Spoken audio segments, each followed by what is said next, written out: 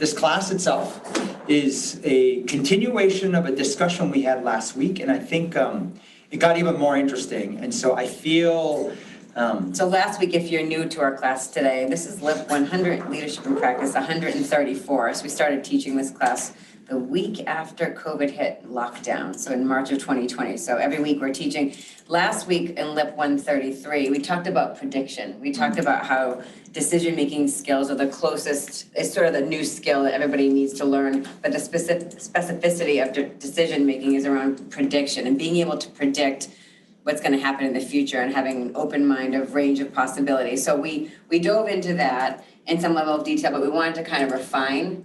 And, you know, we're constantly just trying to refine this thinking around what the most useful skills are in today's workplace, right? All around productivity is broken, and what do we mean by productivity? Productivity, we don't mean straightforward tasks. We mean going into creative work and inventing new, you know, invention and innovation. So we're going to dive more into that topic. Now, the class where I think this is going to get quite interesting is this. So even last week's class, you know, by the way, the class goes in video by around noon the next day. So anybody who missed any of you can go back.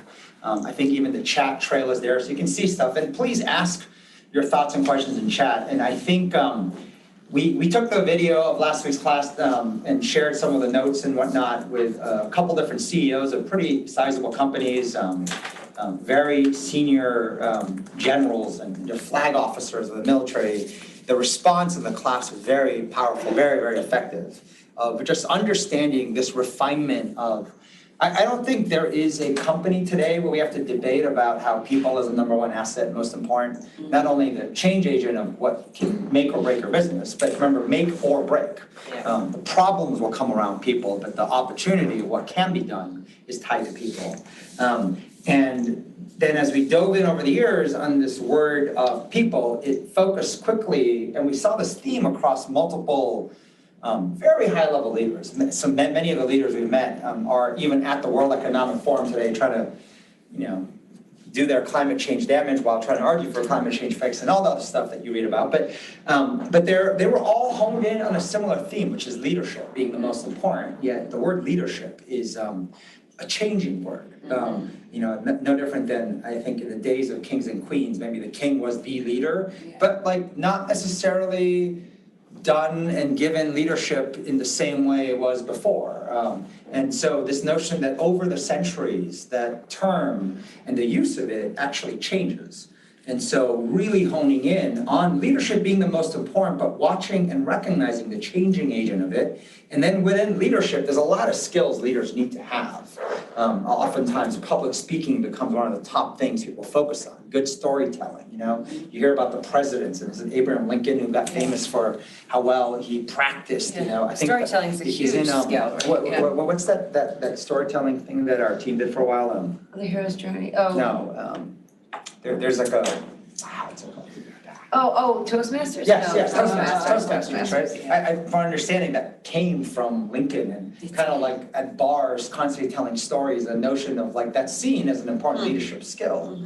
And so we went through this journey, and it's been like nearly 2 decades working with industry after industry, honing in on within leadership, what is the skill that is the most important skill for the 21st century in today's day and age, and not only looking a little bit backwards, but more looking forwards. And there's only so much prediction, but like what is that skill? And within leadership, the hardest element was tied to decision making and how the ability to make good decisions, and how many podcasts and how many people admit decision making is a skill that we all can get better in, and how bad we are oftentimes at it and what goes wrong in it. And then we've spent a lot of time with researchers and authors and everyone on this topic, and over time, decision making also has many different components of decision making, right? There's big decisions, there's small decisions. We talked before in one of our earlier classes about the word habits. Habits are little decisions done repeatedly. Right? Versus you think about a big decision, right? But they're all decisions, so what type of decision?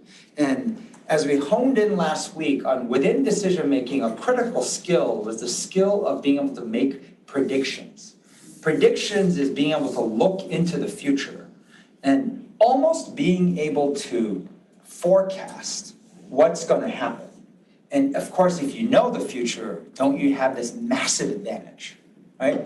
And there's a lot of movies on it, right? I mean, I was thinking Back to the Future is one of the old classic ones. I mean, he knew what sports teams would win. So if you haven't watched it, I'm ruining part of it for you. But Biff, the bad guy, becomes like a super rich guy because he knew what sports teams to bet on. And so there's different movies and whatnot, but within this notion of decision-making, we honed in more on a term that we kept hearing from different conversations and people we're coaching and helping, which is this notion of reactive versus proactive decision-making skills. And we found this image, and then one has a sad face, one has a happy face. And the reason is because we want to really emphasize the skill that we're lacking, the skill that we need to learn. Not that we can't get better at reactive decision-making, but proactive is even harder. And in fact, what we're talking about is if you are able to learn and train proactive decision-making skills, we believe the value of it is probably 100 to 1 to someone who just becomes a master of reactive decision-making skills. Said another way, if you are able to get a job because you're really good at reactive decision-making skills for say a six-figure $100,000, you could get paid $10 million. If you're really good at predicting the future, right? Proactively thinking about, obviously think about people who do forecasts and stock trading. They're predicting and those who do it really well get paid 100 times the level that if you're really good at reactive work, that just is what it is in the market, right? Because they're honing that skill of prediction. They're honing that skill of forecasting and they get really good at it. And it takes rest of us all that. I just realized, it's a little embarrassing, I'm just gonna change it live. It says 2022, it's 2023. It's not that embarrassing. I feel like you have until February until you have to adjust to the fact that it's 2023. Yes. Predicting 2022. 2022. No, sorry. No, there. Talk to me, Brent, what does he say? So reactive is response to external, yes. So yes, the external stimuli, kind of the whole extrinsic versus kind of intrinsic, so we were gonna talk about. So we're gonna go into detail on the differences. External, control versus internal. Now, this class, we tossed on the title of this class. Tell And here them what was you the wanted alternate to. title that we were gonna put in. Our understanding of optimists and pessimists is totally wrong. So That intrigue you more. that might be a more interesting. First I said absolutely not, and then later after we made it and sent this title, I was like, ooh, I could see that could have been more fruitful. So maybe as we get closer, we can talk about that, because I know that's a commonly used term, right? To label people, to label ourselves. And I know there's also degrees of optimists and pessimists. Some people are just excessively, right, on one side. And so I want to talk about that. And so this is where I think the conversation will get very interesting, because it will show you basically how this goes wrong, how proactive decision-making goes wrong, and understanding the nuances of how it goes wrong usually is the single biggest element of lessons learned versus here's the solution, go do this. That's dangerous usually, especially more today. So let me jump into this. And by the way, I just put it here, a plug for Module 3, and kind of this is built to literally hone in on building proactive decision-making skills. Okay? So I'll come back to this slide more towards the end, but this is the punchline of what we're going to cover. For those of you who are fairly new to this class, a lot of the research and everything has shown the human brain operates with kind of 3 different compartments, and they're actually broken up into these percentages. The present, right, of what's happening is around 10%. Think of different containers in our head. The past is 50%, and 40% is future outlook. Remember, the future outlook is a prediction, meaning it's not the future, because nobody knows what the future is until it shows up in the present. Right? And then obviously when it's in the past, we like to debate about history, right? We like to debate about, it's easy to kind of in hindsight know what happened. Case studies, classic example in most business schools, case studies got used and was such a big invention, but the best in education walked us through that even case studies are now old. That's the old way of teaching, because it's easy to debate stuff once you know what happened, right? It's in hindsight.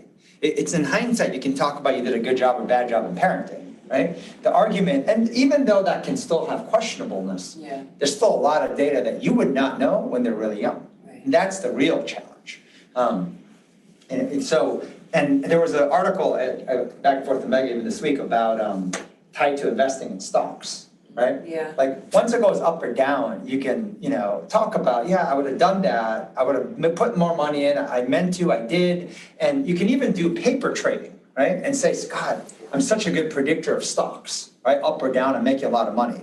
And this article is talking about how that is false. It's a false mirror of real life, because in real life, when your own money's at stake, it doesn't work that way.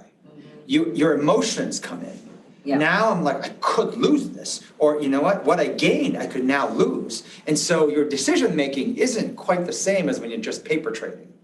And so a lot of financial firms, a lot of even private equity firms, venture firms, even big funds will force individuals to risk their own money into it because they want to hone in. You're saying gambling, like even a casino with someone else's money, or like for our New Year's Eve party, we did like paper money, it was fake money. Very My different. parents are so risk averse and they were like, we did great. And my mom's response is, I love gambling with someone else's money, not someone else's money, it feels like it's not mine. Yeah, you do great, but that would never happen with her real life, because the risk and the emotion the and main factor you're not factoring in is what human emotion yes, is. that's the main factor. And the emotion also of jealousy. Yeah. You're watching somebody else like getting stupid lucky. Yes. And you're like, why not me? Right. And so does that not factor into what you will Right, do? of And so course. this idea that I'll You be could just- rational, yeah. look at trends, and I'm cold as ice, like Yeah. that doesn't Yeah. work that way. So the person right? next to you seems to be making stupid calls and they're winning and you're seeing your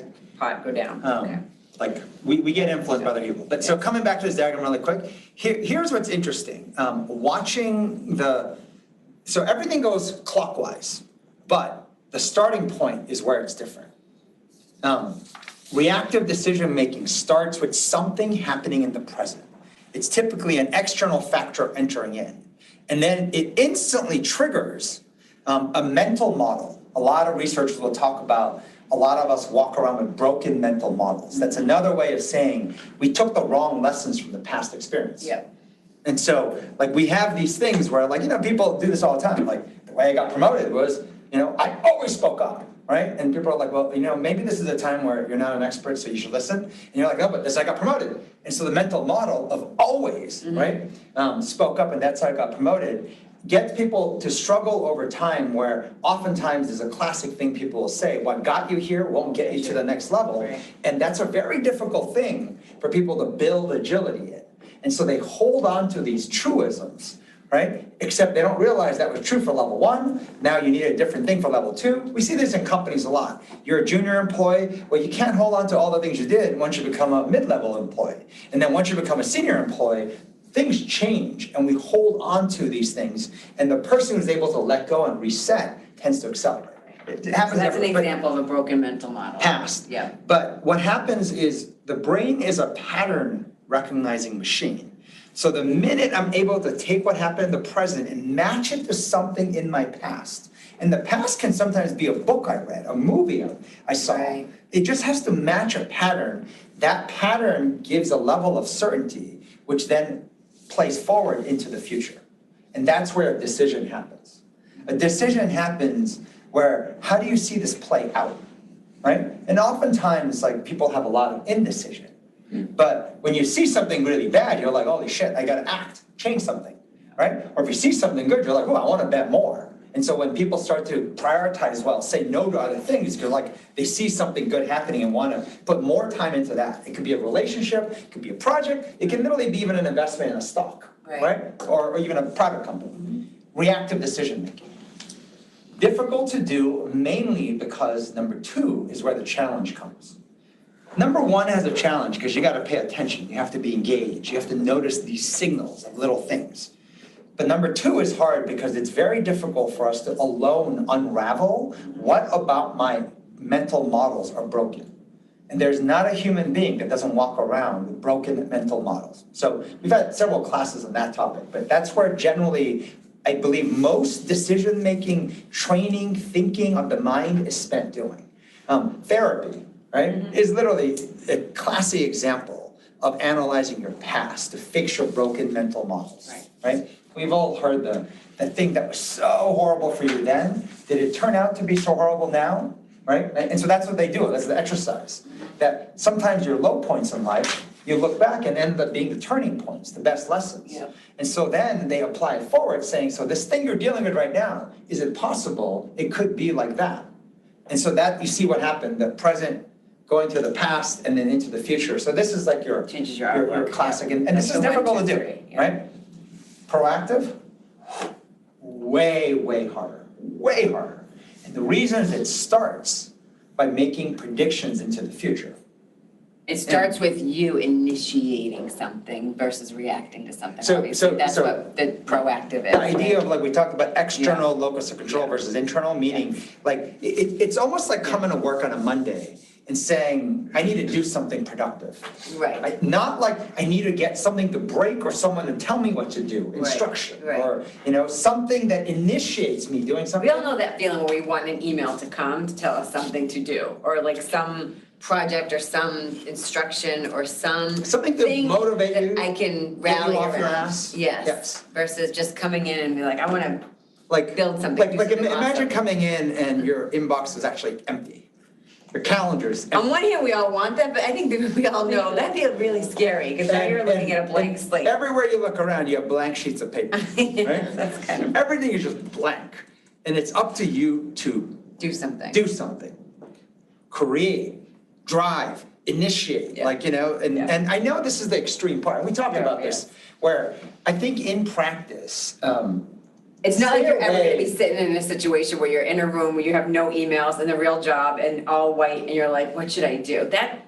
That's kind of like, none of us were born yesterday, like, you have life, you have job, or you don't have a job, there's situationally, there's stuff around you, it's not like you're actually exercise-wise, we were saying you could be thrown into a hackathon with a completely brand-new team of people, do whatever you wanna do, that's an exercise, that's not real That's a life, right? workshop. That's a workshop. That's a 3-day workshop. So we're not saying invent something where there's no history, you have no baggage, you're Which, just by the way, free even the worst of people with the worst decision-making skills sometimes can do okay in a hackathon. This idea of we're amazing workshop leaders, right? It's like, wow. Yeah. Just like we're amazing at doing a workshop and picking stocks and whatnot, but the real life of kind of the consistent stuff we have to do, like we do a horrible job, right? Like there's a part where, like, just like you can, in a workshop, you go to Canyon Ranch or any of these healthy places, you can eat healthy for 3 days. Yeah. Right? And not do all the bad stuff. Yeah. Now you go back to real life and let's see how you do every week for the next 52 weeks, right? A little bit harder. And so this whole point of proactive, one of the nuances we were talking about is this. The difference between theory and in practice is literally the distance is like the size of the Grand Canyon. Meaning you have to realize how different it is. In theory, when you think about creating, innovating, it literally always sounds like starting in a complete blank slate, right? And it's like you're just like given like, I don't know, Play-Doh, crayons, like just building blocks, just built something out of nothing, right? Real life doesn't look this way. Right. The better way we think to look at the left versus the right, on the left is anything that is more straightforward work. Straightforward can be because there's just repeating someone else having done something, or someone gave you some direction, right? This idea of like how much we want direction. Oh, so much easier to be productive when someone initiates what to do, right? Mm-hmm. Kind of like gets my fuse lit up and get going. On the right side, I think about just saying any work that is not straightforward. And there's a lot of work in our lives now that is not straightforward. And one of the best examples, of course, is like parenting. Any schmo out there telling you, I know the ABCs of parenting and just follow this and it's all good. I would run away from those people. And I would literally find a way to make sure they stay away from other people giving advice like that because they will ruin lives. Like, it's just so difficult to actually figure out how to parent. And if every stage, every year, week can have unpredictable, just turns and bombs and whatnot. But the point being, it starts with actually a skill of being able to look at not straightforward work and make a prediction. And a prediction, by the way, and we're going to define this is going to tie to optimists and pessimists, is very different than an expectation. And this is where one of the biggest hiccups come in. An expectation, I would say, is an imbalanced prediction. An expectation is not a prediction. A prediction will have a range of possibilities. An expectation is oftentimes our hidden agenda or hidden rule of what cannot happen.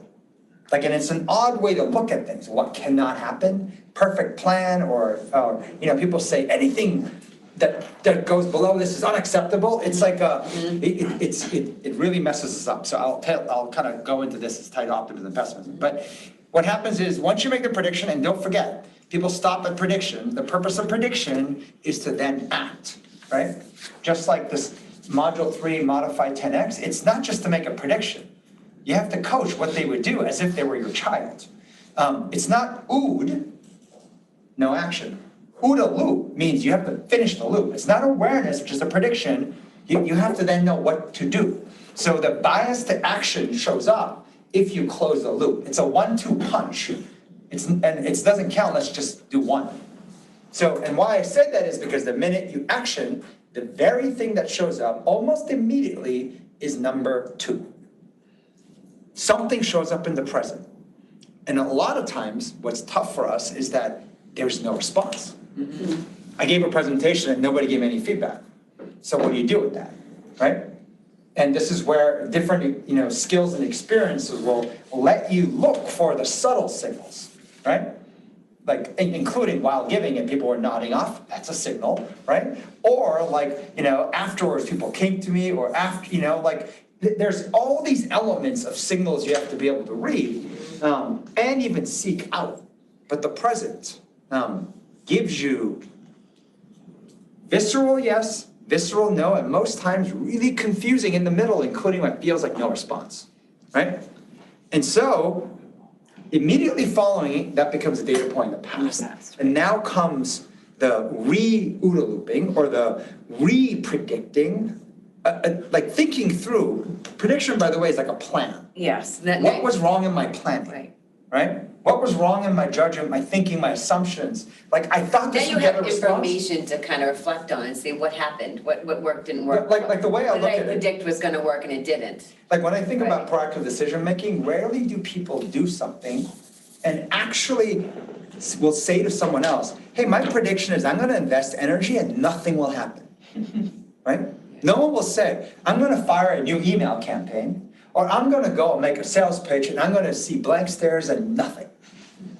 Meaning there's specific things I put in expecting that's going to be the deal. Well, that's right. I think people say expecting is an expectation. So maybe this is getting a little bit too nuanced, so you expect it versus you're predicting. Yes. Expectation is saying it can't go wrong or it's going to work. I expect it to work. You have to go in open-minded that you believe this has a high chance of working, but it might not, right? And that's the open-mindedness. But my point is, 3 is where, as it goes in the past, and as time goes by, before it goes by too much, you have to dig into the assumptions you made, the logic you applied, and how do you take your next shot differently? Because I didn't get the response I wanted. Now, most people, because they don't actually expose what they were thinking, people act like, I kind of got what I wanted, right? Yeah, right. I'm not surprised. People do that, I'm not surprised. I'm like, really? You're not surprised? Yeah, you're really not surprised. And then I'm like, you really did all that work expecting this kind of response? And it's like we lie to ourselves. Right, well, this the whole backwards justifying? We backwards justify that, it's kind of exactly what I thought would happen, right? And I'm like, then why'd you do it? Right, well, that's where. And so the hard discipline is to expose 1, 2, 3 as it's happening with another we would rather do it being. in hiding so that now we don't have to expose what I was really hoping was gonna happen or predicting or expecting to happen, whatever word you want. Because if it doesn't work out, I'd rather tell you in hindsight, not tell you that it didn't work out and just, that's why we don't want to expose And by the way, and the reason I put a dotted green going back from 3 to 1 on the right side, and I did it on the left side, is this. I think one of the key traits that people talk about, and I had this quote on my wall for the longest time, is from Sam Altman, who happens to be the CEO of the company that built ChatGPT. He was groomed up to be the top mentee and ran Y Combinator, the biggest startup incubator. But he was talking about the one trait, I heard this from Paul Graham as well, and a bunch of other people too, that high rates of iteration. Nothing in today's day and age beats out strategy or anything you can have right? I don't care about Well, culture. the question they was, have high out of rates all the iteration. most successful companies coming out of Y Combinator, some of the biggest and best in the world have come out of Y Combinator, that's the incubator, was the number one trait, what was the thread, right? Across the top most successful Airbnbs, all the different, was the companies that had the highest iteration speed, like the speed of their iteration, that was their advantage, their competitive edge. And I think about speed, and I think about consistency, I think about cadence, I think about tempo. Yeah. I think about thinking about it even in a weekly cycle, weekly battle rhythm. Are you iterating weekly? And is that built into the way you are set up and structured? Or are you doing what's on the left? I iterate when I'm told, right? Which is why it's not iteration. A lot of times, the old way of coding and technology was, and I see the worst of our engineering managers in the old way do this. They literally punch out a list of 1 to 25 or 1 to 70 of exactly what I want you to do and what steps. Yeah. And everyone's like, I'm so productive, I'm just going through the instructions. 1, done, 2, done, 3, done, 4, done. And then check in, right? Either during the process or after I'm done. And they're like, I'm just iterating through, except but That's not every iteration, instruction, yeah. right? It's different. The idea that the instruction is coming from you as opposed to from someone. And that you are able to not only look at the range of possibilities, make the best action, and then look what happens. This is the feedback and reaction and then look at what worked, didn't work, and then try again. And this is there's a reason why this will get you paid 100 times what the left side does. So we're gonna dive into this part, and this is a continuation of last week's prediction. But I just wanna emphasize prediction. My assumption was that everyone's thinking, and you go and do something, not I make a prediction, I step back, which is what they call a backseat driver or philosopher or, reporters or whatever. I don't want to insult everybody out there, but it's different. I said this last week to a bunch of people that in all the work we've done, it's been nearly 2 decades on this topic. The root, as in the majority skill to train decision-making skills, is prediction. And this is a harder skill than people think. And nothing has a higher correlation of decision-making than having good prediction skills. And then improving decision-making skill has the highest correlation to productivity and bottom line results. So this connection and the honing in is kind of really important. This is a slide I showed last week about how right now the theme that we keep hearing from almost every company and organization on the global level is that work is broken, productivity is broken.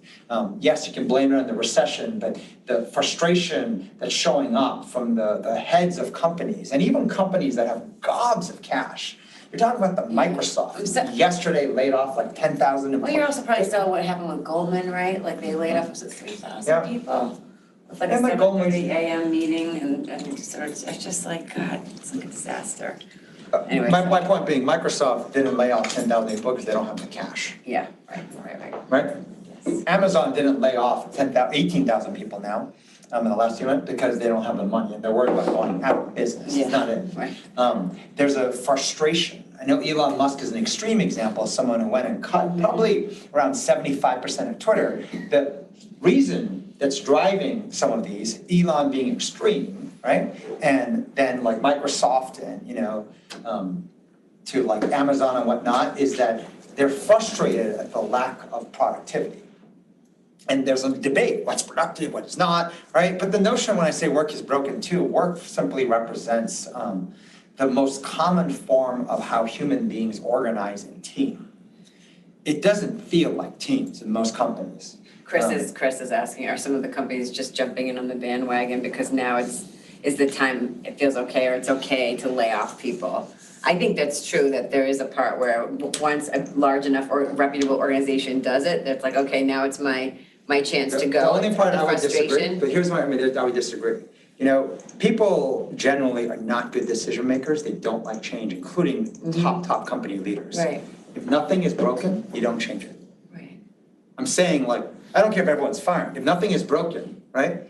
there's so much data that anytime you make a cut like that, So it much doesn't change. impact just a week. It will impact months. And there'll be all kinds of other things broken and trust and whatnot. And everything you've built in your culture, it literally is like, imagine, like, I know there's all this debate about comparing families and work and whatnot, but you can call it whatever you want. But like anytime you like kick someone off your team, Yeah. like it just creates an instant like, shit, it could be me next. Right. And there, so all the loyalty, everything built just gets questioned into, I thought we were like bonded for life. I thought I saw a future here, you and me, and suddenly you're like, I need to look out for number one. Right. Like it just happens.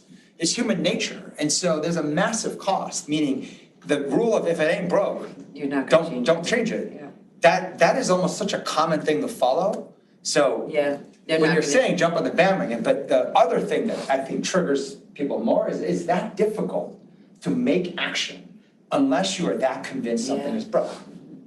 So Yeah. on one hand, it's true, easier to do when everyone else is doing it. It still doesn't change the fact that nobody likes to change something. Right, so they're not gonna do it if something Unless is they broken. feel, I have to, it's broke. Something, frustration drives it. The two things I want to emphasize here is this. How productivity, the challenge that companies are having, and what's happening now with just the amount of literature about AI and what it's taking. And yeah, they're talking about AI is taking the creative work, not this. I don't believe that to be true at all. Not anytime soon. But go see what will happen over time. But what I'm seeing, even anecdotally, hearing more on our own data points, but even from others reading about it, AI is like an incredible assistant, right? An assistant that if you give it the right instructions, God, it just gets it done, right? People are saying, I need to write I met there's a guy, a very, very successful guy from the Chinese community, publicly built a company, sold it, made a ton of money. And he was telling me just this weekend, like, I'm doing construction, it's making a lot of noise, but I need a letter to my neighbors I need to write. And his English was a little bit not correct, so he put it through ChatGPT and said, can you rewrite it?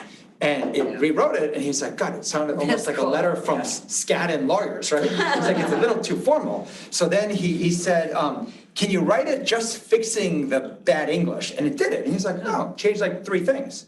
So then he was like, can you write it like I'm an asshole? And then it like actually spit back at him saying, I can't do that. Like, I guess he's programmed to not do I that, can't right? do that. Like ChatGPT's not able to do that. So then this guy, I love what he did, like turn off your filter or something and do it.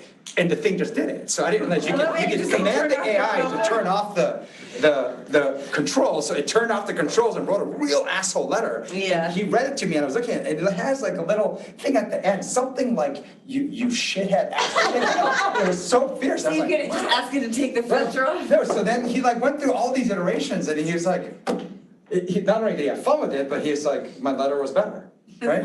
It's like, when you talk to an assistant and say, the old days of, okay. Here's what I wanna say. Like a memo, right? Write this down. Write this down, And then- right? yeah, just- And then go fix the grammar and stuff and find the address and go make it happen, It's like, right? yeah, you can just give it an emotion, make it nice, but don't make it too nice. Like, you just, give it some words. And this idea that although that work has to get done, that no longer is in the frustration in this discussion of productivity.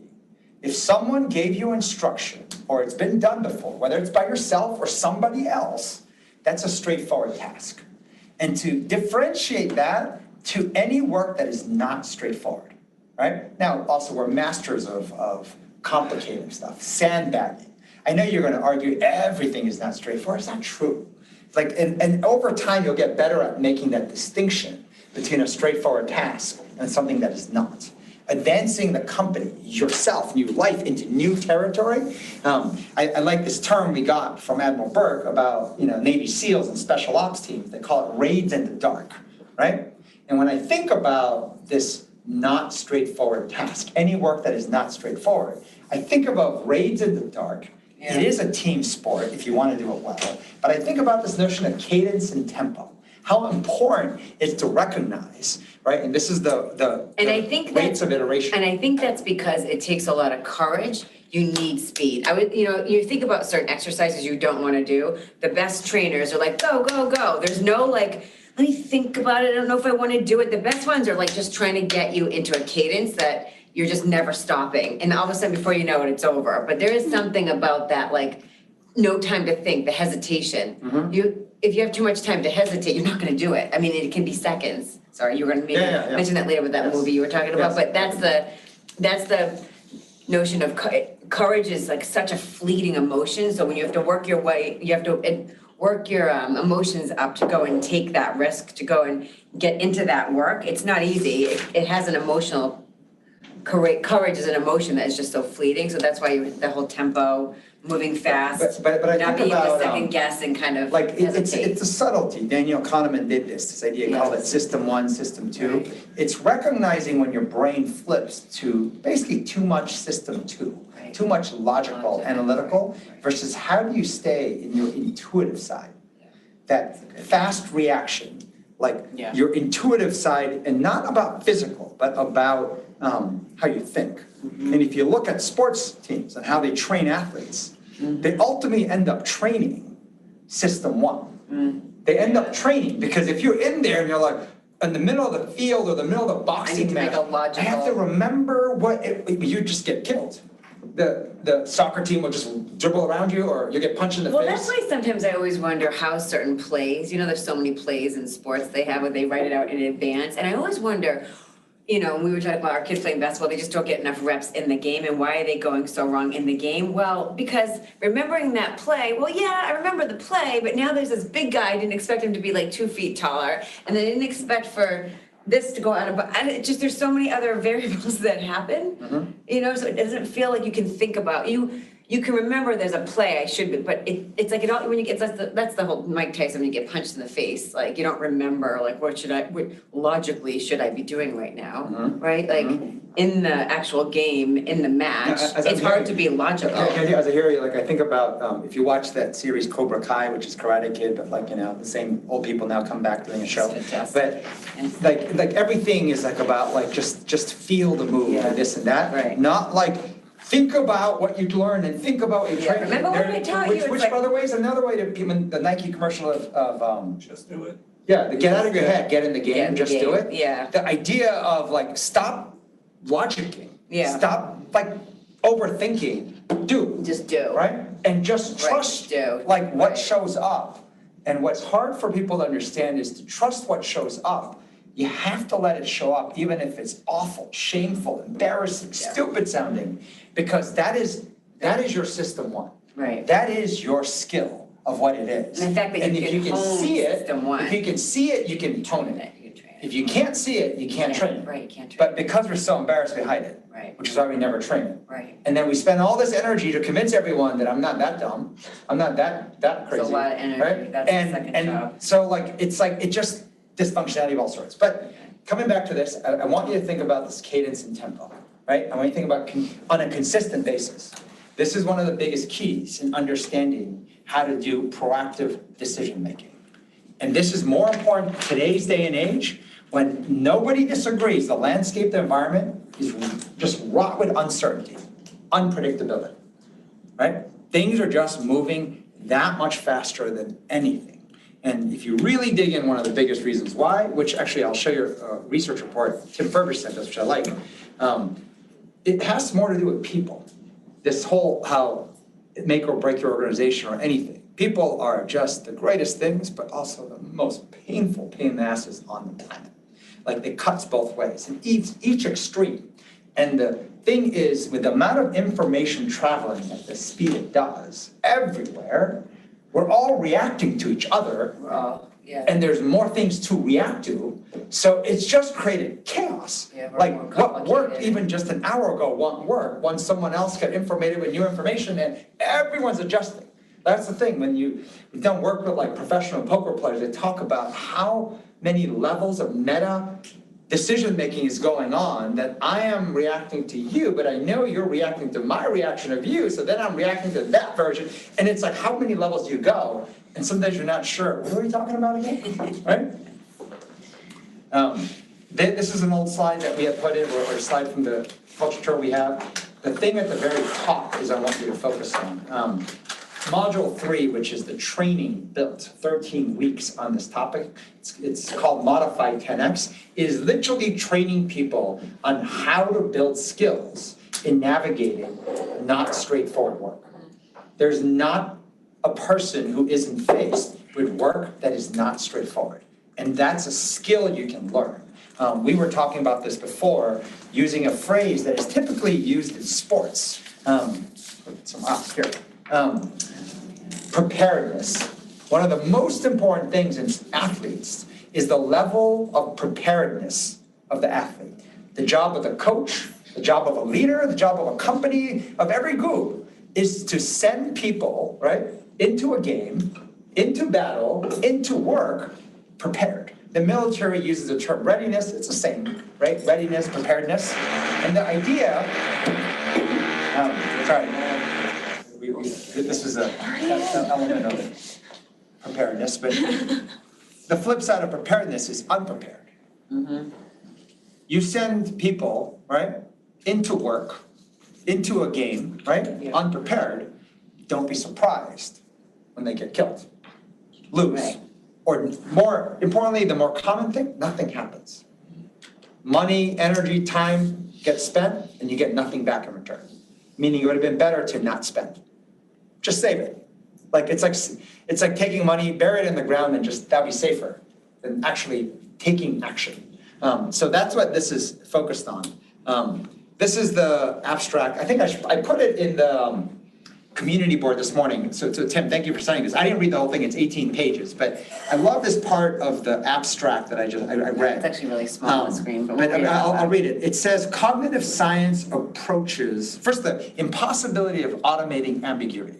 And this is something that even the best of AI, they're taking a shot at it. I'm not saying one day someone won't create Skynet, which is from Terminator, and have the ability to like actually automate machines doing ambiguity. But as of now, this abstract was talking about how you can't automate ambiguity. It has to be logical. It has to have a trail. Even all the creative stuff they're talking about, it's literally just mashups of someone else's creativity. So it's been done and then it's a mashup. But it talks about cognitive science approaches emphasize that people as complex adaptive systems are ambiguous, indeterminable, and inherently unpredictable. Meaning? Basically, people are VUCA, like the world is VUCA, the whole volatile, uncertain, complex, ambiguous, that people are the same. The very reason why there's so much uncertainty has to do with the unpredictable nature of people. And so the single best training ground that we have honed in and found was the art and the act, right, and the science of coaching another human being, very much like parenting, is literally the single best training ground to face work, productivity issues. And so the entire system and program is built on that topic. And replicating that as the exhibition match, or even as real world match. So diving into this component, I think this will be interesting for a lot of you because it's tied to pessimists and optimists. We taught a class, and maybe you put this after, I can't remember, but maybe it was the slide after you took it out. Yeah, okay. I put it in the parking lot. Okay, yeah, we had taught a class, LIFT 17, so July of 2020. But it was interesting, we talked about the connection between frustration and expectation. Yeah. So we wanted to talk about, and we didn't have it all right, like we were trying to iterate on this notion of, obviously if you expect a lot, in the future, you're gonna be frustrated in the present. So we're gonna end up talking about that, but it reminded us of this class of. Well, no, we had what we did here, right? We just advanced thinking.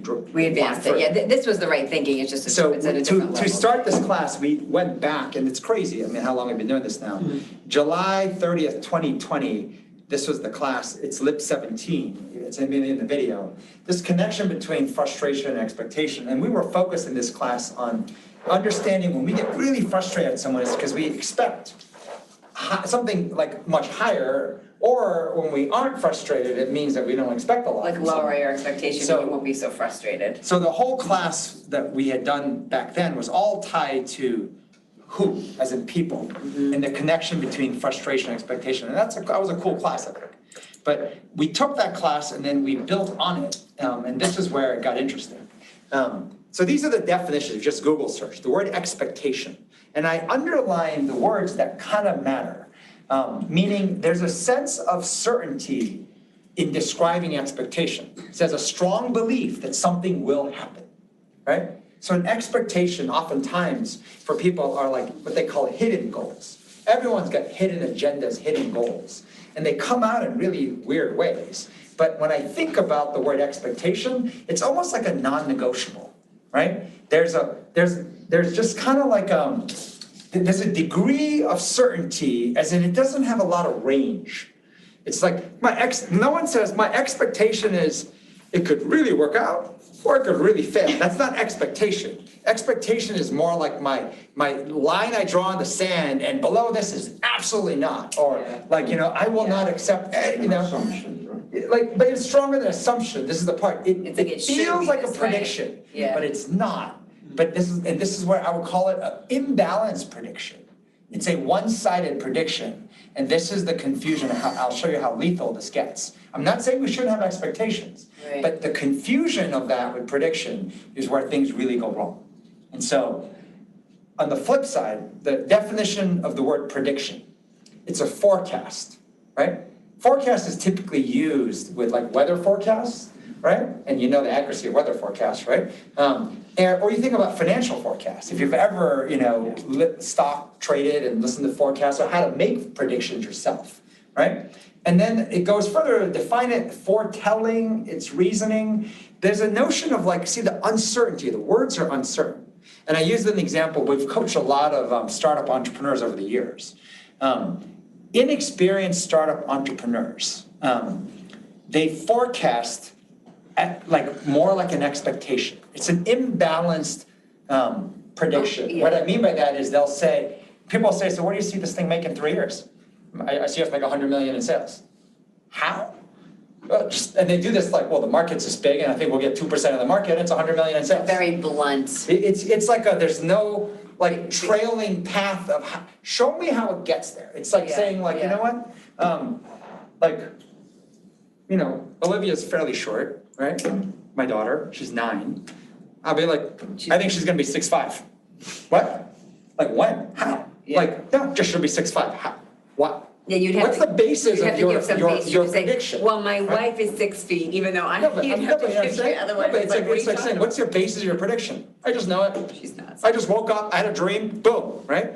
And so you'll see the inexperienced person does an imbalanced prediction when the reality of a prediction is that it has to have a range of possibilities. Because that would be divorced from reality if you said something like that. We were talking about that's almost like just an irrational jumping reality, just some ridiculous forecast. No, I think of it as any sane, say in this case, startup entrepreneurs, investor asks, can you walk me through how you get there from where you are now to there? Walk me through. Mm-hmm. Can you break the forecast into annual, then quarterly, maybe even monthly? They want to see, show me how it gets there, right? And now it's different. Yeah. And then in the path, you're going to have all the assumptions you're making. Right? Right. And so then they say, what would happen if that assumption doesn't happen? Well, then we'd miss that. And so then this is how, the forecast starts to change, right? But it's made up, which is why it's so hard. It's uncertain. Expectation is not. And so reactive decision-making tends to be more tied to expectation. Proactive is prediction. So there's a difference. So let me take this one step further. This was the initial title we're going to make for this class about optimists and pessimists and how understanding is totally wrong. This is a slide from last class. I'm just flashing it for those of you who missed it. It's basically just explaining that there are 3 buckets in the brain. The hardest part by far is the bucket of the right alone. But each part has a positive and negative, and there's a range, right? I mean, sometimes people are extreme ranges, but sometimes people are I only believe in one, right? I always think always positive, always negative, which of course now leads to that term optimist and pessimist. So this is a busy slide, so let me walk you through what's here. And this is the error, I believe, of how most of us believe we're making predictions, and it's not. Okay? And this is where I'm going to challenge and throw out how I believe our understanding and labeling of optimists and pessimists is totally wrong. First and foremost, the false assumption we have in our mental models, is that someone who's an optimist has pluses all throughout each quadrant, right? You look backwards, and we did the first exercise almost a year or 2 ago called narrative imbalances. The bulk of it was tied to imbalances, remembering your past. When you recollect your past, there are people who just remembered a lot more negative stuff than people who remembered a lot more positive stuff, right? And they will struggle on the other side, Yeah. right? There's some people who are more balanced, but of course the level of extreme imbalance of it, right, is what determines what people call you, right? When you get labeled, usually by other people, right? They're like, you're such an optimist, right? Nothing but good stuff happened to you. Is that you remember? Pessimist, right? And you know the whole idea, even if there's something bad, we're like, it worked out best, right? Everything is so. And what's interesting is then move from the past into the present, right? The past, of course, is simply an accumulation of all your emotions and experiences in the present. And optimists are kind of usually ones that are always saying words like, it's always great. Hold the thought, Nicole. I know Nicole and Heidi are having a question. We can hold that thought for a second. Maybe we finish this thought. I'm so distracted by that. There's like camera going on that. But Nicole was asking if certainty is fueled by fears from the past, and Heidi's asking about self-fulfilling prophecy. Maybe we finish this thought, because I feel like let's talk about this and then maybe we come back to that. Okay, keep going. So like this whole always great versus always miserable. Always great versus always miserable, yeah. I feel in the present time, you see a lot of people who kind of, I'm just picking words, but you can pick whatever synonyms you want to throw in there, right? And I use those words approximately always, right? I use miserable versus great because there's an element of surprise, right? Meaning the degree of your surprise is actually indicative of what you are thinking that might happen, which in many ways is, once again, a prediction, but except it's an imbalanced prediction because you didn't think about a range of possibilities. There was sort of more of a line in the sand expectation. So I'll explain to you, for example, the pessimist. Typical thing with the pessimist is they never say this out loud, or it sounds so confusing the way the wordsmithing is, but they'll say things like, like it's almost having this perfect plan and nothing can go wrong. Yeah, so I'm more in this bucket, right? This is the imbalance I have. So, it's like my maiden name is Lombardi. It's like the dark cloud that follows my dad, myself, and my sister. It's like kind of like this, there's like a dark cloud, right? It's like the whole, what's everything? What does Lombardi have to do with it? Oh, because it's like the Lombardi curse. It's like there's like a, sorry, my dad and my mom. Is this a new information to you? I was thinking Vince Lombardi. I thought you were talking about is there like a history of curses and the Lombardi? Oh, no. Just not the curse, but well, there's also the Lombardi luck, which is a whole other thing, but that's a different, so there's like extreme Lombardi luck, and then there's the dark cloud. Anyways, it doesn't matter. But the dark cloud notion, a notion of being always miserable, that's the perception, right? Yeah. The perception is miserable. Yes. But it's because I will not predict good things, but I'm expecting perfect plan. Nothing can go wrong. Right? It's like if I think about, for example. I don't think about even nothing. It's just that you have a list. I have a list of things that it's almost like saying I have some non-negotiables that can't go wrong. Yeah, right? Yes, non-negotiables. Especially if you think about like an event. So we just had a New Year's Eve party. I had a lot of non-negotiables that these things cannot go wrong, right? These things cannot go wrong. Yes. As opposed to saying, these are the things that I want to get right. I'm open, though, to different possibilities of how we could get it better. I would have to put something out, right, which is all the bias to action of in the details of how I would see that playing out and get into the details versus I'll just have like a non-negotiable that we can't get that wrong. My point being, the future is by just the definition unpredictable. Right. There's a range of things that could happen. But if you have a list of these are things that must go right, cannot happen. Once again, rigid. It's rigid. It's so right? rigid. It's rigid, right? So guess why you're surprised in the negative?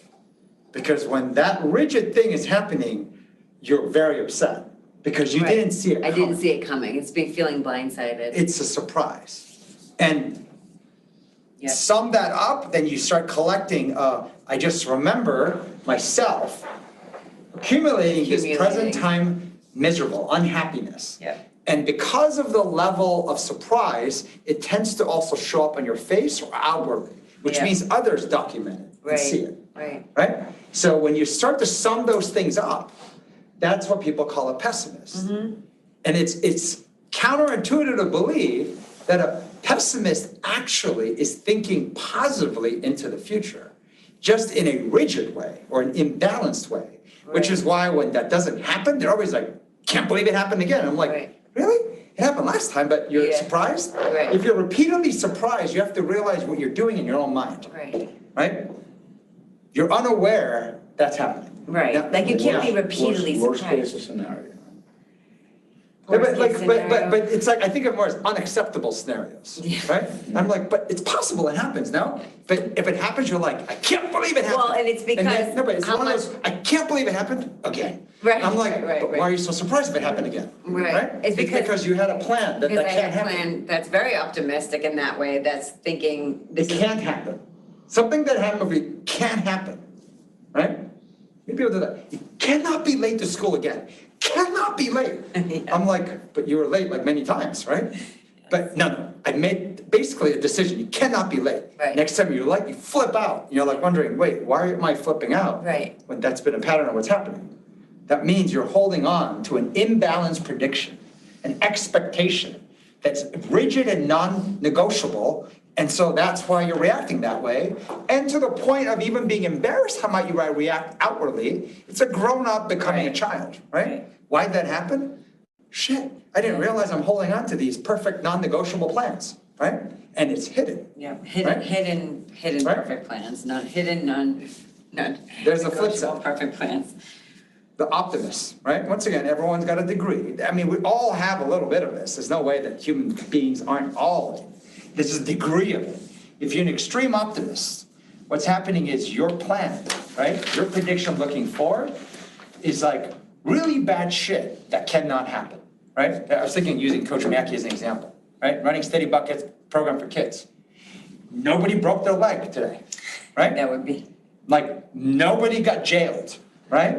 Like, there was no blood, there was no, I don't know, like, you come up with a list, nothing right? bad happened, it's You're- like You're the, walking around with these, like, kind of, you know, like, there's like all these jokes and comedians, like, you know, like, it's like saying, you know, this is Yeah, great. yeah, yeah. Nobody went to jail, right? Like, and like, you know, nobody died, right? Like, I'm like, wait, that was your prediction was thinking like, that was in Something really bad could that was happen. in the consideration of the, coming in saying, you know, my plan of action here today and looking forward is that I just want to make sure nobody dies, because that could happen, and nobody goes to jail, or nobody like, and then when that doesn't happen, you're like, this is great, because you were bracing and holding on for that bad shit to happen. Like, bracing is a good way to think about it, you're bracing, and so when that bad thing doesn't happen, you feel relieved, you feel fantastic, 'cause you're like, this bad It's thing great. that could have happened, that I predicted, maybe has happened in the past, you're which is why thinking it's really- there, but like, yeah, that something really bad could happen, and it didn't happen, so I feel relief, it's like relief, which like is there's that. all these it's great. comedians, or imagine going on a first date, and you're like, how did the date go? Well, he's got a job, hasn't been in Or he- prison. or he didn't beat never me, beat or he- anyone, yes, right? right, you're like, that's not- I'm like, that's your standard, that's your expectation, Pretty like, bad. just not that, it makes great. I was like, and you can see, by the way, that's not a prediction. The way I define it, and I want challenge this group, the audience here, or a class to define it, is this. If it has a degree of certainty, it's not a prediction. Like, a forecast should have room for it to be a range of possibilities, a forecast, high, mid, low, like, you know, forecast. Not like, this is it. If you are able to add the word guaranteed, right, that's not a prediction, right? I can guarantee this is gonna work out. I'm like, that's not a prediction, then, is it, right? Like, Yeah, I mean, this, Like- the even more complicated piece to this, which is, I think we're gonna talk a little bit about this somewhere, but this notion of the, I think Admiral Burke was calling it the inner monologue, but I was saying that the thing I'm not saying, which is, you know, what was the example you just used? You just said, this is, I will say outwardly, like this can't, this is, I guarantee we're not gonna get this event right, but what I'm really thinking is, we're gonna get this fucking thing right. Like, literally it has like a hell or high water, I'm gonna make this the best event we've had, because it'd be narrating, I'm sick of it not working the way that I want it to work, and this can't be that difficult, this is ridiculous. But I'm narrating, it's not gonna be, like, I'll say out loud the thing that I don't want to happen, but I'm actually narrating, I'm gonna make this the best event ever. Which is like, you know, which is really screwed up, right? Because I'm not sharing that. Which is why then I surprised you a lot. We don't tend to share our imbalanced predictions because literally you will feel like a fool, to be honest, right? Yeah. You will seem rigid. You will seem ridiculous that you only think one possibility is out there. Now, we'll do it in a very fuzzy and loose way. Yeah. I'm an optimist. That's the loose way to get out of it. I'm a pessimist, right? Like, it's a loose way to get out of it, Yeah. right? I mean, Lindsay, she's asking, can you give an example of a current prediction you have? I mean, this whole thing, we're predicting that this number one challenge companies have is productivity, and that's all about waiting in the dark, creativity, innovation, and that the skill you need is prediction skills. That's what the prediction is. Is it possible, right? I don't know if that's a prediction. Okay, what do you think? The productivity is a trail of data. It's already in the past. Like Microsoft ran the survey against LinkedIn and others are actually saying it. So it's not a prediction. This is actually actual data. The prediction is that it's going to get far worse. Okay, fine. The Right? prediction is it's going to get far worse. As opposed to people are thinking COVID's done, maybe after a recession it'll get better by end of the year, right? Yeah. All these problems will go away. We think it'll get far worse. It's going to get far worse, Right? yeah. But the prediction isn't that the product is broken. That's showing up in the data, right? But then it's going to get far worse. Yeah. I guess when I think about, sort of the example I was thinking about was more like, you ever take care of a bunch of kids, not yours, but other people's, right? And parents want assurance that they're all gonna be okay, and you can say, I can guarantee you they'll all be fine. See, that's not a prediction. Wait, say that again, sorry, say it again. Like, What was I that? don't know, like a bunch of parents are going away, so I'm like, yeah, I'll take care of these 6 kids. And then all the moms are worried, and dad's like, I guarantee you nothing will happen, everyone Oh, will be yeah, fine. that Right? makes me so No, paranoid. see how that's not a prediction. That's a, How could you make that guarantee? right, that's Right. ridiculous. That's my desire, it's my expectation, but see, it's an imbalanced prediction, which usually when dads do that, moms flip out. Yeah, 'cause it's like- Because their sixth sense is that you're guarded down. You guard right? down, guard You're going down. in thinking everything's gonna be fine, I'm like, that's not what happens. Yeah, Kids are unpredictable. A bunch of kids together make it even more unpredictable, Yeah. and you're just guaranteeing it's gonna be fine. yeah, that's Right? aggravating. Yes, so like, Brent, is this resonating for you? Because actually, when I was thinking through some of this last week, you came to mind as a, sorry. not for me. Right, no, This is Megan. and this came up for me, actually, because on our LTTs, we did at least a year and a half of, it was interesting because I remember you really struggled with the exercise, remember, of having to think more pessimistically about your situation with WPI and just being able to go through like an excruciating detail, the negative, and you struggled with it. And I remember thinking we're both more pessimistic than optimistic, and you struggled with it. And I remember thinking, I feel like I'm struggling with it too, but why? Because I have really dark thoughts at times where like I fear a lot of different things, but I'm overdoing in my own head the things, the optimistic plans. I didn't know if this. So here's an interesting litmus test for you. Like, I think you can convince yourself, no, this is totally wrong. I go negative, negative, negative. And so then try to put a movie script level detail on your negative prediction. I think it's much. And you will see it's very fuzzy. Like Yeah, very fuzzy. very fuzzy. High level points only, right? And so then like try, and you'll struggle. It will be a difficult exercise to put in detail what that is. You can't visualize it because you aren't repped at it. Now try in the other one. And you might be surprised at the level of detail that you can visualize and put in place on the positive. Like one side will be more difficult than the other, and that will show you That your surprised imbalance. me. I feel like I could put more detail on the optimistic plan and a level of detail and kind of the daydream picture. I can put visuals, I could create a movie on that more than I ever thought than on the negative, which completely surprised me. And the Because I tried fear- it, by the way, No, last but weekend, and that's why, Mackie, I thought of you, like, if you tried to do the if you paint, It's harder. this is why I was like, it was so opposite, so we have to talk about this, but like, I racial tried to do the really negative. So I thought about even Megan as data point and you, Mackie. Yeah. So we've coached Mackie for years now. And since that Avengers ceremony where you got up on stage and talked about your big goal is youth sports, right? Yeah. Not just basketball globally, whatever, all that stuff. When you did your Steady Buckets Gala this year, you pretty much said the exact same thing. Yeah, And I was like thinking, why is he unable to get more detailed? especially with paint your the brand of movie, like, because like this is like on 4 or 5 years later, whatever it is. I was like, this should be like on like not episode 3, but like episode 12 of this movie. and it sounded exactly the same. And then your top two coaches came to me asking me, remember Sean and Dylan, about like, do you think Mackie would ever want to, do more than just run steady buckets in this New York City area? And I was like, what? Of course he does. They didn't know because you're not articulating it. And then every time I heard you articulate it, you just kind of cut it high level. And I was like, if you kept thinking about it, visualizing it, dreaming about it, it would have a lot more details. Yeah. Like the movie will have characters and characters that are grown up by now. And there's like many, like it's a vivid movie script. Versus it's like, we're gonna make a movie of winning. I'm like, okay. And we're gonna make a movie of really winning. Mine is a movie of losing, but I'm like, I'll tell you the story of winning, and I can go into like a level of detail that like completely shows. And so, like, I always believe Megan weird. must have had. She. It's interesting what Tim was saying about Baca. Like you could actually look at in the Baca exercise, which is the big hit again, and when you think about the good or the bad side first, it gives you a sense of which side you go to first. Which side you go, but that's actually going into the past when you're a kid, so maybe not. I think it's the opposite. So maybe that's the big insight. Yeah, it's the Baca exercise was cleaning out the past, and broken mental models. And how the exercise we do, and that's PRTB, right? That's module 2 in the leadership. But it was all tied to people seeing, and we've coached a lot of people through this. They're like, holy shit, I'm still acting like the same kid when I'm not.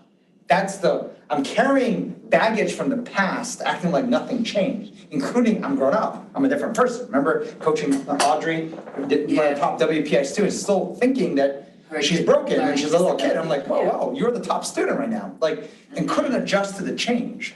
So Kimmy's asking, are you saying create a movie on a prediction as a rep? We're saying yes, see how hard that, I'm saying another way to put it, if you are labeled an optimist or a pessimist, which tends to come from other people, which eventually then you self-label, chances are you're not good at making predictions. You do what are more like expectations, it's imbalance.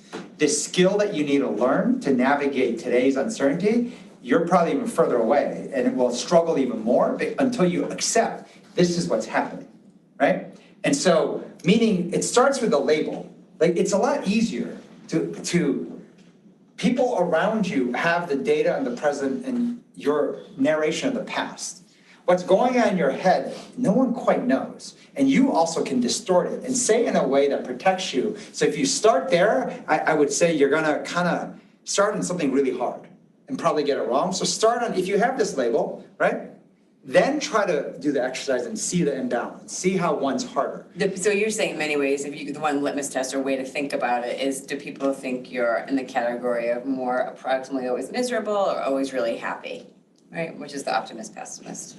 That's you're saying if you're in that, and clearly, and I hate the word like I'm a realist. I have baggage with people who do that. It's like but that is kind of something about that language is kind of annoying. It's like I live in the reality. I'm like, no, But it's true that if you're overdoing optimism, you're in la la land, you're in dream, whatever way you want to talk about it. I guess divorce from reality, like, which is like delusional, or you're so negative, gloomy, doomy, like. So this topic is interesting because I think we can talk about this for a while, and people want to know, oh my God, what's wrong with me, or what's wrong with this, and kind of go through this. But I was showing you this to say this is wrong, meaning this is not doing the hard job here. You want to get paid $10 million a year? Figuring this out ain't going to do it. This is what you don't want to do. You don't want to spend all your time trying to convince yourself you're an optimist or pessimist and all that stuff. Because this still has nothing to do with navigating uncertainty. This has nothing to do with proactive decision making. This is not. We fool ourselves that I think everything positively in the future. I think negatively in the future. Like this is imbalance. It's wrong. Is what I'm saying. I put this here more to show you how it's done wrong. Like, as in the skill you actually need to learn. Coming back to, sorry, I know we went over time a lot. By the way, where you want to get to is when you're good at predicting, you are generally less surprised. You're calmer. You're rarely triggered, startled. The idea of surprise, if you find yourself going into fight, flight, or freeze mode, right? I think that's like, in the neuroscience, they say your brain literally turns into an animal brain, a lizard brain, which is their simple way to say dumb brain, right? It's just literally knows how to just go animal reactive like a caveman, like, I will kill you, or run for your life, or like totally frozen. And that is when all your cognitive skills are just wiped out to like literally Neanderthal level. And when you get good at this, because predicting is not a perfect sport, when you get the prediction wrong, curiosity shows up fast. Right. How did I not see that? And you're literally in real time, or you want to get to a place of improving your decision algorithm. Like, there's much less, oh my gods. It's like, you had a range of possibilities. How did I not see there's a greater range on the upside or the downside? What factor did I miss? The curious nature lets you then repeat it, try to improve it. Who doesn't want that, right? Who doesn't, first of all, we all love people like that too, right? Who aren't, by the way, hey, I'm always calm. I don't do anything.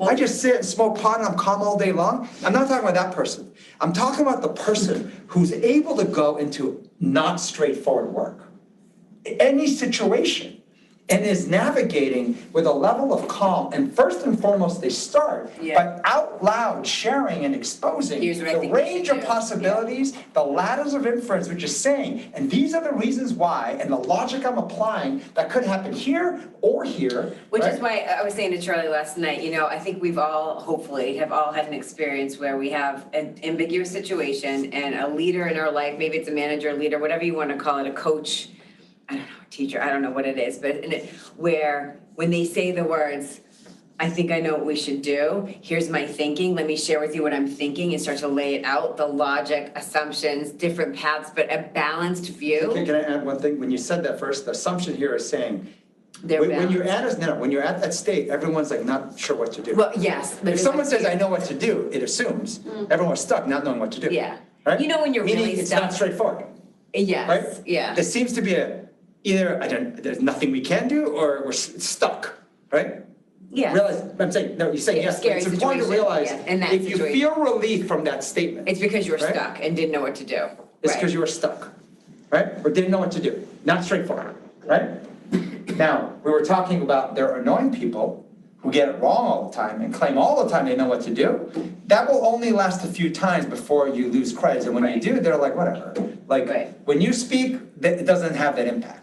But when someone who's good at this speaks, there's almost a sigh of relief. There's a sigh of relief Right? of somebody's Which is at what? the helm, there's a calm leader who's walking us through their logic and assumptions, and they know what to do. Like, they're in charge, they're gonna take, it's almost like that feeling of we're being taken care of, there's a plan, right? Said That's another way, leadership. someone's saying, I'll do the proactive decision making, you do the reactive decision making. Yeah, that's what it is. And everyone's like, That's I love what it. this relief is like, I just love tell me it. what to go do. I love it, we'll all be productive. Yeah. You do the proactive, I'll do the reactive, and we're a great team because we're all productive. Yes, that's what it is. Sigh of relief, because all the hand-wringing ambiguity, no more. No more. Yes.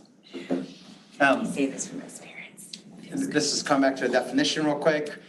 We doctored up the slide. If you look at it, why this is happening, just look at the old world, where we came from, right? This is in the culture tour and stuff, right in the middle, education 2.0. Compliance, uniformity, followership, following instruction. The entire world was built to go and navigate a simpler map of the world, of life, and certainty, right? Men, I just want a lot of good employees who are really good reactive decision makers, right? Like, meaning if you walk around with just unhealthy baggage, so that like when I say do this, you're like second guessing and doing this and bringing all your baggage and mental problems to what should be a straightforward task, it drives us crazy. So I want to be surrounded by a lot of good reactive decision makers versus the map changed, the high rates of iteration, right? And like I said, one starts with an external factor. Someone typically tells you what to do, instruction following. Other one starts with, it's an internal factor. What are you going to do to advance the thing today, right? What's in my power? Like kind of whatever you want. What are you going to do, right? That's what is hard, because you have to, it's the raid in the dark. You got to go into all these question mark areas and no one's been there. You're not quite sure. Once again, it's not straightforward. So Just back to that, I think this is kind of it, but I wanted to get to some of the questions in that. Yeah. But it was this. So the raids in the dark, once again, I want you to think about it, the tempo, the consistency. That's the high rate of iteration. When people talk about high rates of iteration, this is what they're talking about. Like just navigating into uncertainty and then adjusting and then trying again. But the reason why it's a team sport is that when you predict, your dumb assumptions will be in there. Your dumb logic will be in there. If you don't expose it, you don't create the ability for someone to help adjust it. Now, if you want to go safer and protect yourself, you just kind of use fuzzy words. I have a feeling, or I just think so. I just, Well, I was just thinking, actually, I don't know if Greg in the Boston office, I don't know if the setup allows you to speak up, but I was thinking maybe just on the spot, if Greg, in the Mod 10X class, you were sharing with us your reflection on kind of the feeling of when you're doing the read in the dark, which is in Mod 10X, this is the module 3, where you're giving your prediction, right? You're sharing something about someone. This is what I think is going to happen to them, good thing, bad thing, and then here's why. Maybe explain in the plain English where you talked about kind of the emotional risk and what it forced you to do. But maybe if you get a chance to do that, Greg, if it's the setup, I know you guys have a big group in the conference room, but I know Nicole had a question. I just wanted to go back into the chat. So the only other slide I had here And then basically was this. the movie. I love movies, but this is an old one if you would like to watch it. Prince of Persia, Sands of Time. It's a version of Back to the Future, but except there's a sword that literally, I think it just takes you back in time like 8 seconds or 6 seconds.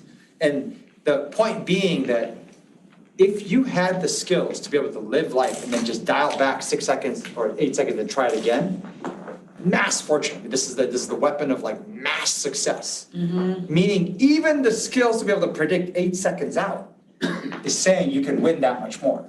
That's why it's worth 100 times someone who just has reactive decision-making skills.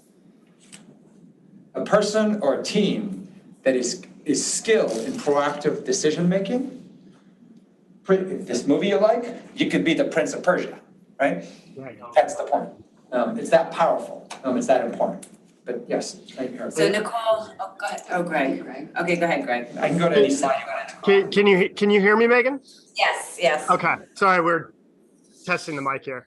So and then there was a question here, which maybe I'll add on. But yeah, I think if this is where you're getting at to the emotional risk taking, I was saying, as a start of kind of practicing being more deliberate in predictions, I think I found that there's, a logical part to, you want to kind of back it up with the argument of I'm predicting this because of X, Y, and Z.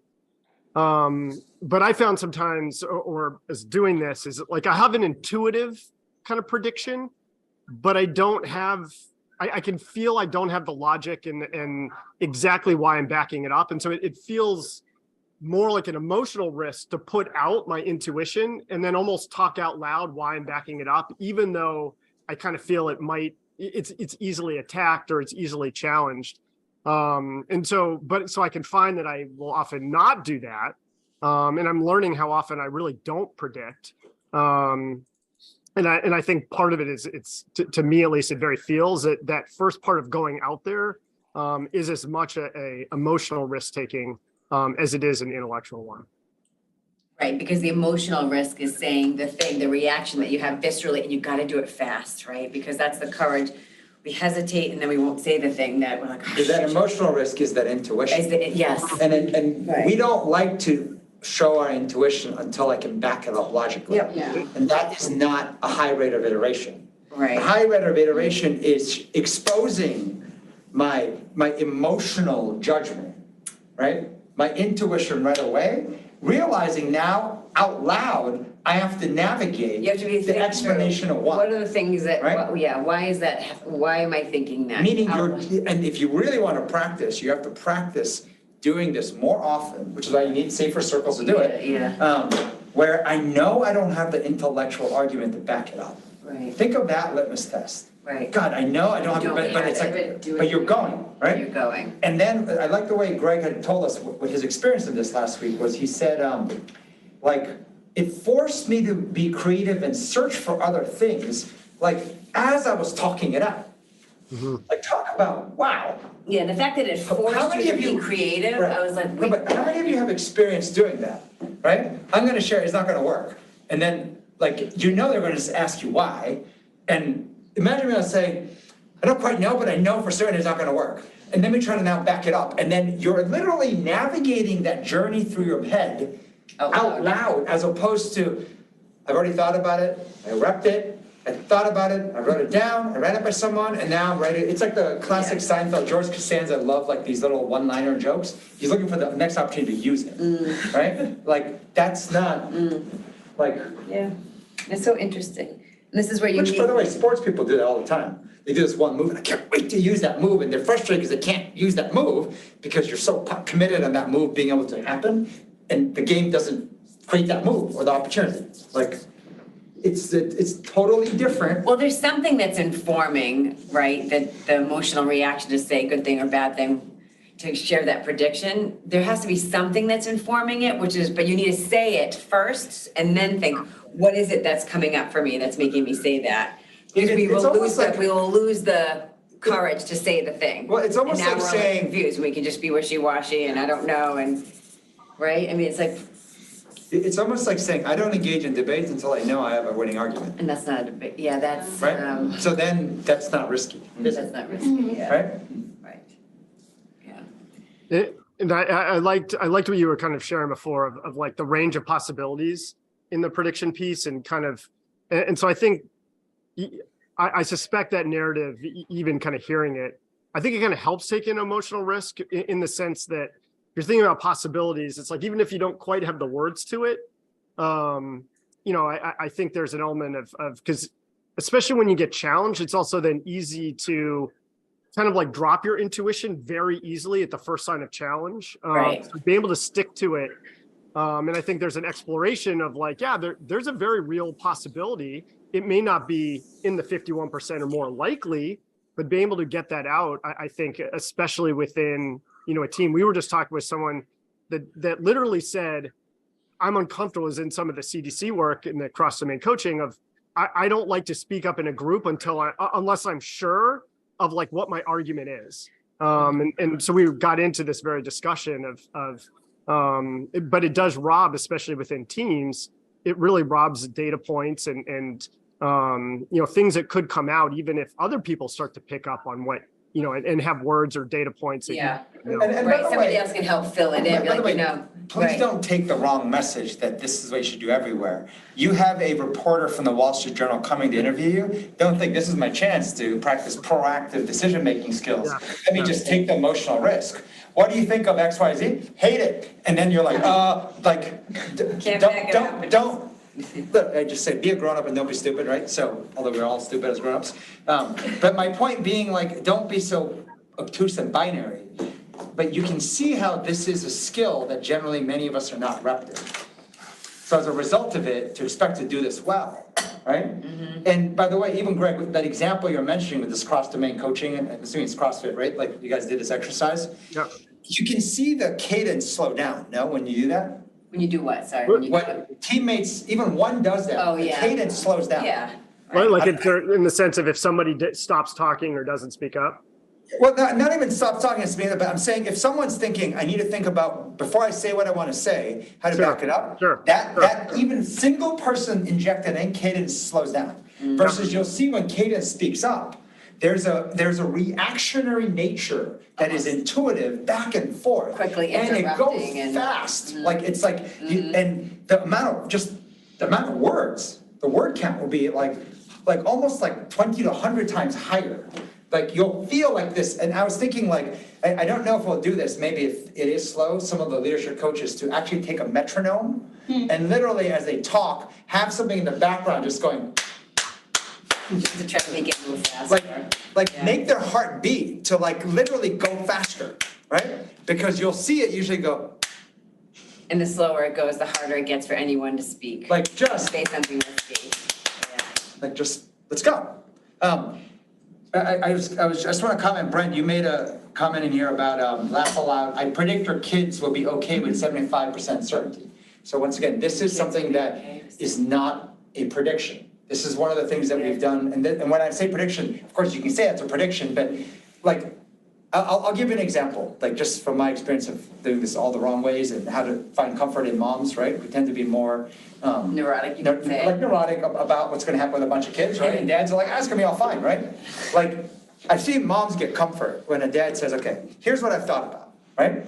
So like, first, the easy one for me as a guy, I'm like, it's gonna all be great, they're all gonna have a good time, and I'm gonna help get in there, and all this. You're like, that's good. I've thought about bad things that can happen, but like, I thought about someone's gonna get hungry. So I thought about these different snacks. Someone will be allergic, someone will be this. I thought about all this. You think about, and then they explained how they thought about what will go wrong, and the things they prepped to counter that, and saying, on top of it, I know that unpredictable things will happen, which is why I made sure I freed myself up, had an extra pair of eyes, or like, and you're like, oh, okay. I bought some eyes for the back of my head, but okay, now we're talking. No, but I'm saying like there's a part where like the more they thought through and the more open-minded they are, that things outside of what I see will happen.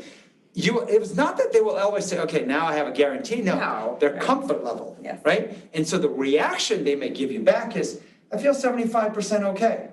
That's what you might get. The person who says your kids will be okay with saying high certainty is, I think you're making fun of it. I think he's making fun of it, but what I'm saying is, and if you want to say that, right, which some people do, then explain the ranges, right? Explain the ranges and explain the things you've done to almost proactively prepare for those ranges. That gives you comfort, right? Like the joke this morning, we were talking to Danny this week, he's like, he has got a bunch of challenges in his life. He woke up, he's like, I woke up this morning, everything's gonna be okay. I was like, yeah, and so then my challenge to him is, so that's possible, Danny, but what happens if the exact opposite of that happens? And I started spewing, like, based on his examples of what will be okay, what could not be okay, and I saw his face went from this smile to like kind of this horror nightmare you threw in my head, and I'm not saying I'm trying to be an asshole, I'm just saying, the more you are tilted on one side, there should be a polarizing opposite side, right? Like it should match up, it should be like a mirror. And if it isn't, you're going in with just very low proactive decision-making skills. Like, said another way, you're gonna get eaten up and chewed out by what's in front of you in life today. Life is that tricky. Right? Which, if you don't believe me, go take care of 6 kids that are not yours. See what happens. And the younger they are, the better. Nicole is asking, so now, Nicole, go ahead and unmute. What are you thinking? Yeah, so the certainty thing, I was wondering if it comes from fear, right? Because certainty is like a bias and like you're fearful of what could happen. And so it's like this rigidity, like being rigid and being certain, like somebody's going to mess up again. I'm not going to give this person on my team this issue, or I need to get involved because you kind of catastrophize it and you think the worst is going to happen from fear in the past. So yeah, it's interesting. At the extreme, you end up from your past, you end up catastrophizing. That's the extreme on the negative. And that's because of fear. Right? I'm gonna argue no. And you're saying no. I'm gonna argue no. It's not based on fear. First and foremost, the biggest argument I make is that you don't realize it's a skill, and so you're unprepared. You're untrained. That's the first and foremost. Like, just to expect, because now, I heard this class, now I'm good at this. This is harder than you think. Just like I said, investing in the stock market with your own money, like where you'll find all the emotions coming in real time, I watched it, I got it. No, it just takes reps to first and foremost recognize this is a skill that you have to rep on a consistent basis to even understand what it is. Otherwise, it's only in theory, and you will go and... But I think what she's asking is certainty fueled by fears from our past. Going into the future, if that's tied to the work we've been doing, which is all around the baggage and the mental models you have of bad things happening in the past. So that's where... So then it would say people who don't have fear just can do this well? I don't believe that's true. I see what you're saying, it's a skill. Okay, I see what you're saying. It's a skill because, by the way, how you fix your blind spots, dumb assumptions, dumb logic, right? Looking into the future, which by definition is the hardest game to play. Nobody has a crystal ball, right? Right. Like, so if anyone says, I kind of predict with almost 100% accuracy, I run away from those people because that's not possible, right? That's unrealistic. Like, that's cherry picking. Yeah. Meaning, like, it's that difficult. You have to honor and respect how difficult this is, which is the reason why you have the humility to realize I need to find a special ops teammate. I need to find someone who I can, not in hindsight, make up as if I predicted it, but beforehand, explain to them the ranges. And the more extreme your ranges, your skills will be greater. and it's realistic ranges versus the world just burns down and ends or the world's all happy. I'm like, no, just let's talk about realistic stuff and then assumptions and details, right? It's like a entrepreneur saying, you know what, 3 years, I might have 100 billion in revenue, or I might have 0. I'm like, all right, just shut up, right? Like let's speak in realistic ranges and assumptions and details, and you need someone to help challenge it. And what you'll find is that it's human nature for most of us to be imbalanced on one side. One detail comes out faster with more accuracy, which means you need the help of someone else to actually go and challenge the other side, right? And when you both look at this, and then you actually, this is the tempo, the cadence, you still pull the trigger and act, knowing this range of polar opposite. We used to call this EE, exploring the edges. That's hard to do. And why the greater uncertainty, we do a gated process. Let's try a mini test, right? And then you read the data and then you try again. So as opposed to, I'm guaranteeing it's gonna work, let's just hit everyone at once. No, you do this gated, all these things, right? This is a learned skill. It's just a learned skill. And so the productivity issue for everyone out there is that the workforce is unprepared because they have not been trained in the skill. And a lecture is not the training. You have to rep this because as you do it, just the interaction with another human being will get your heart beating and terrified as you get forensics and challenged on your extreme prediction on one side, which can seem obtuse, ridiculous, stupid, dumb, biased. Well, and as we've gone deeper into this work, right, every interaction now, it's like almost like once you see it, right, this work, and you think about like I can see now more, not quite as fast as I would like, but it's more obvious. Oh my God, that's like so rigid, or that's so binary, or how, you shouldn't be surprised and startled repeatedly on the same person or the same thing unless you're expecting something that's unrealistic, no range of possibilities, like it just fascinating. So I say all this there, you know what the fear is? Doing this in front of another sane adult who's gonna challenge you, it will trigger your immune system. And you will know what fear is as they dig in, and the easiest thing to do is to find a way to just bite their head off. Find a way to shut them off. Well, this is where on the left-hand side, make some excuse. I gotta go to the bathroom, I have a work. headache, I can't think anymore. This is where all the immune system work. We kept saying like this training is so much harder than the left side, but you're gonna need the left side, all the immune system training, because this work is emotional. And you know, and by the way, the make belief is that, you know, especially when you challenge the negative side, right? Because this is the overdone positive, if you think it'll happen. Like if it did, we'll all be very successful. Every one of us should be just gazillionaires, just thinking, right? Like the negative side, it feels like an infection. Like I'm wishing it for you. Right? I'm wishing ill will on you, right? I'm jinxing you. I'm pointing and painting a level of detail to almost say, I wish this voodoo curse on you that all this bad shit happens. No, I'm trying to balance out your range of predictions, right? And so the flip side of what Nicole's asking, is it fear? You know what this optimist pessimist part does, and this is really messed up, right? You know the idea of odds, people say, you know, heads, tails, isn't it 50-50? Over time it should always balance out, right? I've had enough loss in my life, I'm due for a win. That makes us have this messed up, mathematically, I deserve and I'm owed a win belief that good will happen. And I was like, God, I hope you don't drive life that way, because that's not how it works. Or, God, I've had so much good, I'm just bracing for something, I'm due for something bad. That's not how it works either, right?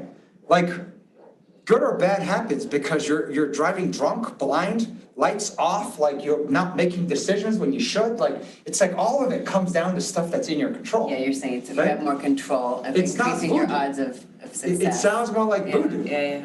I've eaten enough poison pills, the next thing should just be 3-star Michelin meal, just automatically, right? Like, it doesn't work that way. Like, you know? So I've had enough bad news, it's time for good news, I'm owed it. Which is why I should be able to think about it and it should just come, because I'm owed it, right? It's not fair, someone else keeps getting it good, like. So I don't think fear is the right way to look at it.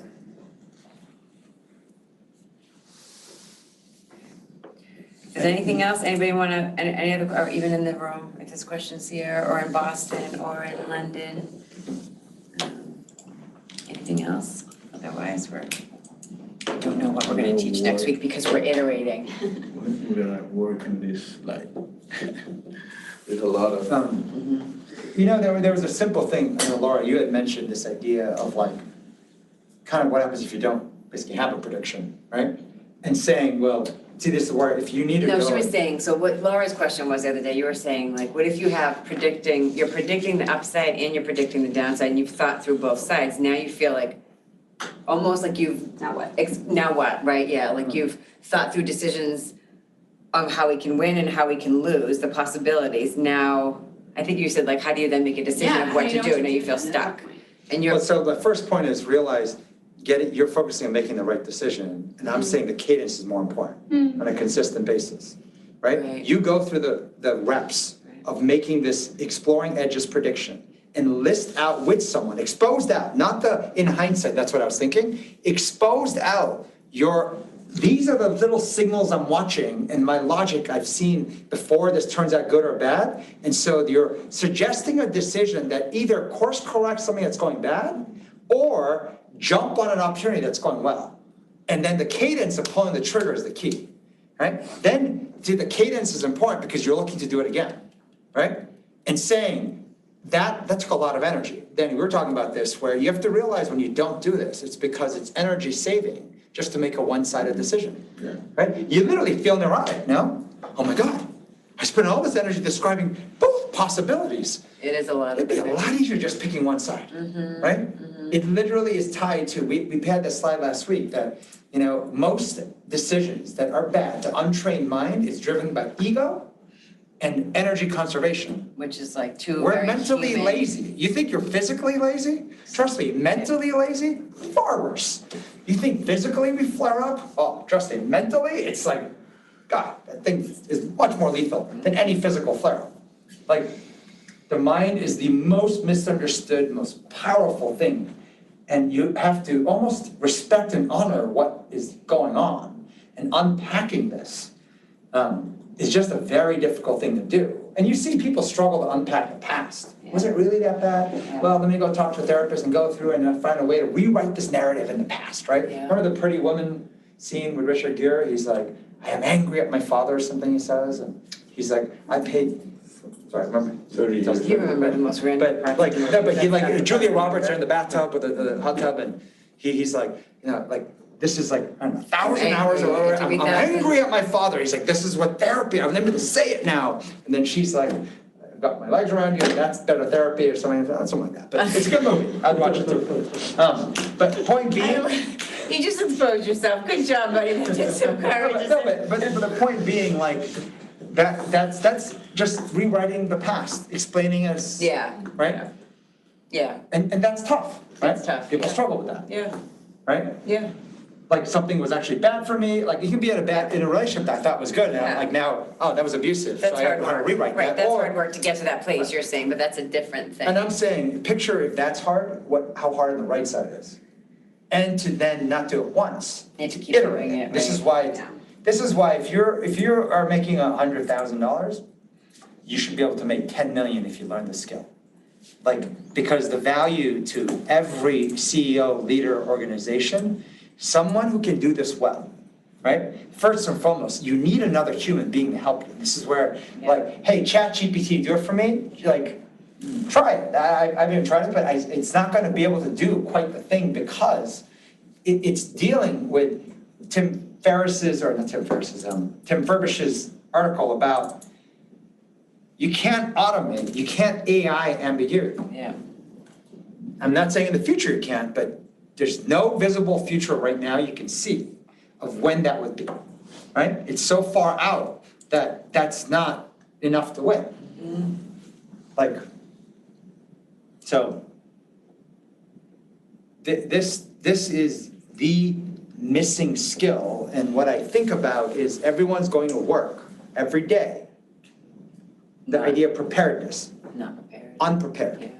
Unprepared to realize it's not a narrative change, it's not a this, like, remember, you have to iterate. the tempo, the speed. That's, you need to rep that. It just won't come. I know you can do it once, right? And you will see how hard it is. But then instead of saying, oh, that takes so much energy, I need to take a break now for the next day, you have to be so alert to go fire again as fast as you can reading data points. It's a learned skill. That's why it's the energy. Energy and ego just keeps, it takes a lot of energy and it hits your ego in that same tempo. Yes, Right? yes. All right, sorry that there was a lot. For those of you guys in London, I hope to see you guys soon. We're gonna firm up all the details, so we were emailing right before this class. Jen, you didn't hear it because you weren't teaching our class this morning. Just so you know, Charlie thought you were it was Nat last night. I said, that's Nat, that's not Jen. And he was like, no, that's Jen, that's not Jen. And then, of course, it was your sister. I'm like, it takes a twin to know. It's like so offensive. It's like, how could you not tell the difference? But anyways, we're coming to London if you didn't hear in the beginning. I didn't see you in the beginning. All right, we'll see you guys next week.